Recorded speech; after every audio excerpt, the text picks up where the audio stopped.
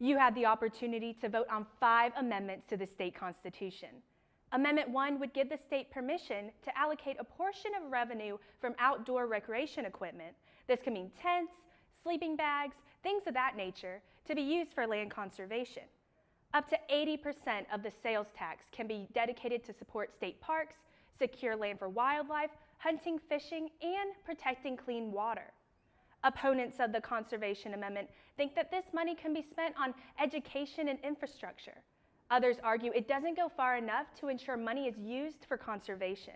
If Amendment 2 passes, the state would create a statewide business court. The governor would appoint the judges.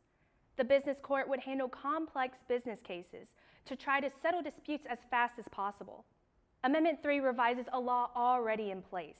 It would change the taxation of forest land dedicated to conservation and the current method of determining the value of that land. This is supported by the Georgia Forestry Commission as well as Governor Nathan Deal. Amendment 4 is known as Marsy's Law and would address the rights of crime victims. For instance, crime victims will have the right to know about any proceedings involving the alleged criminal. They would have the right to know of any arrest, release, or escape of the accused. And if they want to, victims would have the right to speak at any court proceedings about the release, plea, or even sentencing of a defendant. Critics of this amendment feel that allowing victims to speak at early proceedings could infringe on the accused's right of innocent until proven guilty. Victims' rights groups feel that by passing this amendment, it will give victims a voice and the right to be heard. Amendment 5 is the School Sales Tax Referendums Amendment.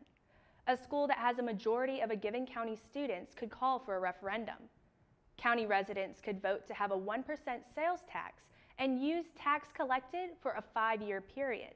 This money would be used for educational purposes and would be shared with all the public schools in that county.